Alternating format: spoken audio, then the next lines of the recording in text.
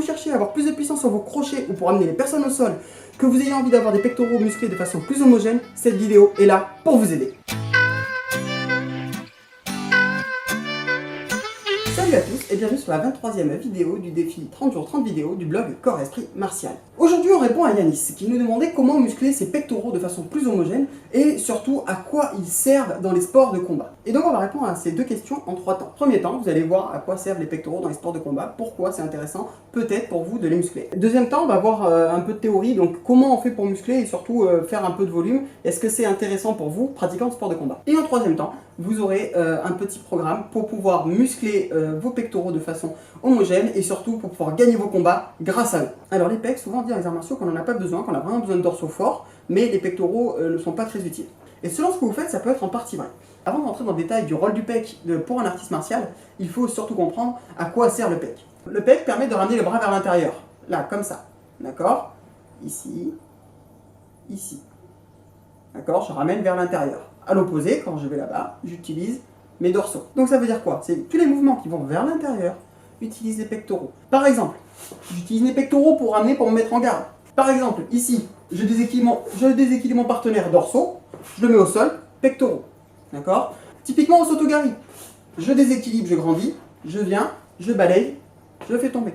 Et ça vaut sur la majorité des projections, tout simplement parce qu'on joue sur le principe d'action-réaction. Je déséquilibre dans un sens et je projette dans l'autre. Donc, il y a besoin, quand il y a besoin des dorsaux, souvent, très souvent, il y a besoin des pectoraux. Par exemple, les sports de frappe. C'est vrai que l'extension d'un bras, c'est un triceps. Ici, c'est une extension de bras. Seulement, vous boxez pas ici, vous boxez là, dans l'axe. D'accord? Vous allez taper dans votre axe pour être plus puissant, pour pouvoir utiliser aussi l'énergie des pectoraux. Donc c'est important d'avoir ces pectoraux. Et tout ce qui est mouvement de crochet, du percute, on utilise totalement les pectoraux. Donc oui, il faut des pectoraux. Oui, c'est important. D'où vient le fait qu'on dise souvent qu'il ne faut pas de pectoraux? Ça vient de l'usage des armes. Parce que quand on utilise une arme, on utilise la longe. Donc on se grandit. Là, par exemple, la cale, le fleuret, on se grandit. D'accord? Donc là, au contraire, j'utilise pas le pectoral, j'utilise les dorsaux pour me grandir le plus possible. Mais là, on n'est plus dans l'usage des armes. On est vraiment dans quelque chose qui est à main nue. Et à main nue, oui, il faut des pectoraux. D'accord? Me faites pas dire ce que j'ai pas dit, c'est pas le seul muscle essentiel. Il y en a plein. Mais c'est juste pour expliquer que ce muscle est aussi essentiel que d'autres. Et enfin, dernière fonction que pourraient avoir les pectoraux, elle est très stupide, attention. Ça peut servir à impressionner. À impressionner qui? Les personnes qui pourraient vous agresser. Tout simplement parce que on agresse une personne qui nous paraît faible, qui nous paraît facile à gérer. Et donc le fait d'avoir des pecs développés peut impressionner. Surtout vous l'avez remarqué, c'est le premier muscle qu'on nous demande réellement de développer, c'est sur les pecs, parce que les hommes se focalisent dessus. C'est stupide, mais c'est comme ça. Et vous en pensez quoi? N'hésitez pas à donner votre avis en commentaire. On va attaquer la théorie. Sur cette théorie, on va attaquer sur d'abord pourquoi faire du volume, et ensuite on verra sur comment muscler le pectoral. Alors pour cette étude sur le volume, je me base notamment sur les recherches de Adrien Broussal, dont je vous mets le lien juste en dessous, qui est un préparateur physique de très haut niveau, qui est très intéressant, et n'hésitez pas à aller jeter un œil à l'analyse si ça vous intéresse. Plus votre muscle est développé, plus vous avez de puissance dans vos fibres musculaires, plus elles sont denses, et de ce fait, plus vous avez de chances de réussir à développer de la force sur vos frappes ou sur vos projections. Et ça peut être utile pour vous si vous cherchez à changer de catégorie aussi, c'est-à-dire que si vous cherchez à monter en poids, eh bien le fait de prendre du muscle, c'est plus intéressant que prendre du gras. Le fait d'avoir une densité musculaire, ça met vos organes à l'abri, ça vous permet d'avoir une armure. Après, ce qu'il est important de comprendre, c'est qu'il faut trouver le rapport poids-puissance qui vous convient. Il dépend des personnes, mais il dépend aussi de leur style de combat, il dépend de leur façon de bouger, il dépend de tout ça, donc il peut évoluer. Par exemple, il y en a qui sont très bons au début en poids léger, et puis qui petit à petit ont un style de lourd qui vient, donc ils vont passer en poids lourd. Ou l'inverse. Et puis il y en a qui performent parce qu'ils ont un style de poids léger en poids lourd, par exemple. Donc l'intérêt de faire du volume pour un combattant est là. 1. Elle permet de faire une masse efficace. 2. Elle permet de vous créer une armure. Et 3. Elle vous permet d'avoir une technique optimale selon votre rapport poids-puissance. Alors comment on fait pour muscler ses pectoraux à la maison sans matériel, ou presque?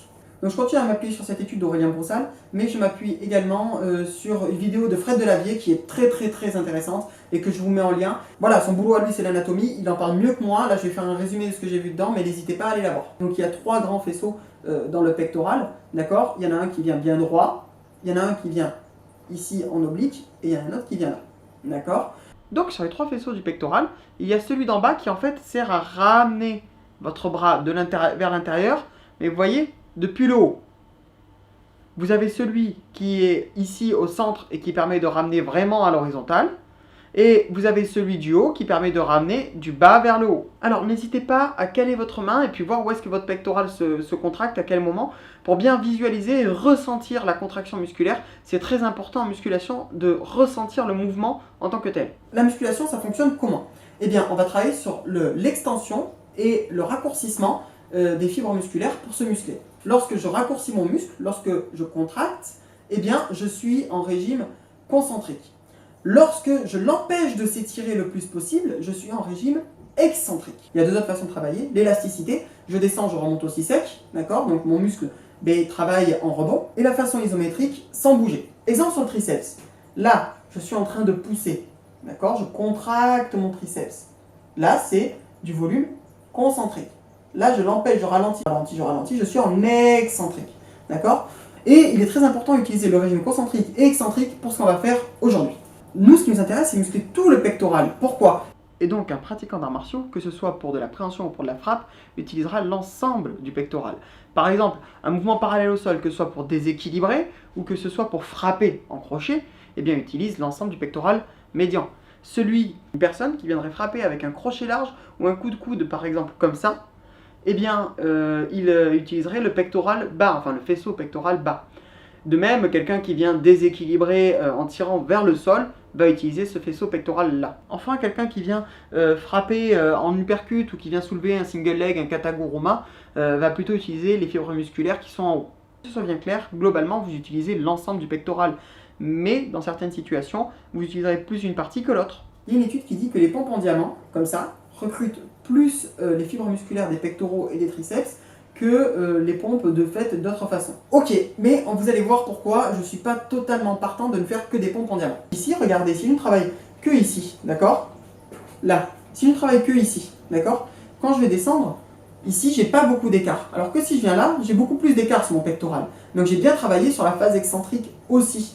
Et le souci des personnes qui ne travaillent qu'en diamant, eh bien, ils travaillent vraiment sur l'intérieur du pectoral, mais pas sur l'extérieur. A l'inverse, les personnes qui travaillent écartées seulement ne travaillent pas sur l'intérieur du pectoral. C'est pour ça qu'il faut varier les prises pour pouvoir muscler tout le pectoral et avoir le plus de puissance possible. Parce que n'oublions pas, notre but à nous, c'est d'être fort et de gagner le combat. D'ailleurs, si vous êtes d'accord, lâchez un petit like. Donc on en vient au programme qui, vous allez voir, il est très simple. Donc pour ce programme, j'ai travaillé avec Karl Polvan, qui est le préparateur physique de Alexandre Pantelimestas, champion d'Europe de judo. Voilà, on a bossé ensemble parce que des fois c'est bien d'avoir un retour externe, d'avoir des avis constructifs. Et comme je voulais faire quelque chose qui soit vraiment optimal pour les sports de combat, j'ai pas hésité à lui demander son avis, à lui aussi. Donc on va attaquer le programme, c'est le moment de vous abonner parce qu'après, vous ne pourrez plus ramener votre bras vers le milieu. 1 minute 30 à 2 minutes de pause entre chaque exercice. C'est aussi simple que ça. À chaque fois, vous allez me faire 8 à 12 répétitions de chaque mouvement. Et vous allez me le faire sur ce tempo-là. 2 secondes pour descendre, donc je maintiens la phase excentrique, j'empêche de descendre trop vite. 0 secondes en bas et je remonte, 2 secondes pour remonter. Ce que je vous conseille de faire pour bien maîtriser le timing, regardez, j'ai le sol ici, je suis là en train de faire ma pompe. 1, 2, 3, 1. 1, 2, 3, 2. 1, 2, 3, 3. En comptant comme ça, vous gardez le fil et vous gardez le rythme. Et ça, c'est important. Attention, il faut qu'à la fin, vous fassiez toujours 8 à 12 répétitions. D'accord? C'est important. Vous avez 3 cycles de 4 séries de 8 à 12 répétitions. À chaque fois, c'est très simple. Vous faites première série, prise serrée, série 2 et 3, prise moyenne, et série 4, prise large. Comme ça, à chaque fois, vous travaillez 1, le centre des pectoraux, 2, sur la partie majeure, et 3, sur l'extension et la partie externe des pectoraux. Serré, normal, écarté. Je descends un peu pour pas que j'ai trop de pression sur les épaules. Hop, ici, je descends un peu. Sinon, je vais me faire mal au niveau de mes épaules. Et vous avez 1 minute 30 à 2 minutes de repos entre chacune d'elles. Donc, premier cycle, ça se fait en pompe inclinée, c'est-à-dire que vous avez un support qui vous arrive ici à peu près. Lorsque vous faites vos pompes en décliné, faites bien attention à les faire bien droites. Descendez bien droit et pas en oblique. D'accord? Je montre. Ici, c'est en oblique. Vous voyez, je vais en oblique vers la chaise. Alors que ici, je descends bien droit sur la chaise. Et ça fait la différence. Pensez bien à contracter et visualiser vos pecs en train de se contracter. D'accord? C'est important. Deuxième série se fait en support décliné. Pour la série de pompes en incliné, c'est la même chose. Descendez bien droit et pas sur l'avant. Sinon, vous allez plus travailler sur le triceps en fait. Et je descends droit, droit, là, et pas quelque chose comme ça. Et troisième série se fait à plat. Pour les pompes classiques, si vous voulez viser les pecs, 2 erreurs récurrentes. Donc, 1, les personnes ont tendance à aller trop coude au corps. Ici, je focalise beaucoup plus le travail sur mes triceps plutôt que sur mes pectoraux. Et deuxième erreur, là c'est plus une erreur de santé, c'est d'avoir les bras trop en avant. Là, non, je garde bien les mains ici en flèche, je descends ici, ici, ici, ici. Peu importe l'amplitude et l'écart que vous prenez.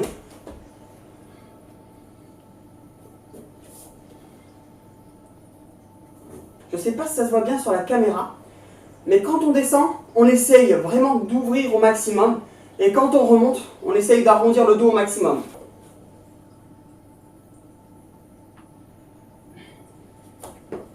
Je descends, je monte. Je descends, je monte. Il faut que vous essayiez dans cet exercice de mettre de la connexion neuromusculaire, parce que ce sont des exercices polyarticulaires. Polyarticulaire, ça veut dire quoi? Polyarticulaire, ça veut dire que vous utilisez plusieurs articulations et vous allez vouloir vous focaliser sur les pectoraux, donc il faut vraiment que vous soyez concentré sur eux. Donc, sur les pompes inclinées, vous pensez bien à contracter le dessous des pecs et vous allez vous visualiser rapprocher les bras, même si vous ne pouvez pas le faire, d'accord? Vous êtes là, ici, vous ne pouvez pas rapprocher vos bras, mais vous allez vous visualiser en train de le faire. Comme ça va contracter vos pectoraux. Deuxième cycle sur les pompes inclinées, le but c'est de travailler plutôt la partie haute des pectoraux. Et troisième cycle, pompe à plat, le but est de travailler la partie centrale des pectoraux. Pendant les 1 minute 30 à 2 minutes de repos, vous êtes en train de vous concentrer avec votre muscle et vous dire là c'est cette partie-là que je vais focaliser, d'accord? Donc, par exemple, première série du premier cycle, c'est-à-dire pompe déclinée avec les mains serrées, et bien vous allez vous visualiser en train de travailler bien ici le plus possible. D'accord? Ça ne veut pas dire que vous n'allez pas pousser avec les triceps, que vous n'allez pas utiliser tout le pectoral, mais c'est cette partie-là que vous voulez muscler. Ça paraît bête, mais ça permet d'avoir de bien meilleurs résultats en musculation. Donc n'hésitez pas à le faire. Si c'est trop compliqué et que vous n'arrivez pas à faire vos 8 à 12 répétitions tout le long, lorsque vous n'en pouvez plus, vous faites un délest, c'est-à-dire que vous enlevez un peu de poids en vous mettant par exemple à genoux. Pour le support incliné, plus il va être haut et surtout plus vous allez droit par rapport à lui, plus ça va être compliqué. Pourquoi? Parce que vous avez moins d'appui au sol. Donc moins vous avez d'appui au sol, moins vous avez de délest, plus vous avez besoin d'utiliser vos pectoraux pour remonter. Et pas que les pecs, on est bien d'accord, c'est un exercice polyarticulaire. Pour ce qui est au contraire des personnes pour qui c'est trop facile de faire ces 8 à 12 répétitions, d'accord? Eh bien il suffit de lester. Et pour ça, vous prenez un sac à dos, vous prenez des bouteilles d'eau dedans, et puis c'est parti. Alors faites bien attention à ce qu'il soit bien serré pour pas qu'il vous retombe dessus. Mais voilà, vous pouvez faire avec ça. Vous pouvez utiliser les bandes élastiques, vous pouvez utiliser le gilet lesté, vous faites comme vous pouvez, vous blessez pas surtout. Voilà, la vidéo touche à sa fin, j'espère qu'elle vous aura plu. N'hésitez pas à nous dire en commentaire ce que vous en pensez, à lâcher un petit like et à partager sur les réseaux sociaux, ça fait toujours super plaisir. N'oubliez pas de vous abonner pour pas louper la vidéo de demain. Tchou bye!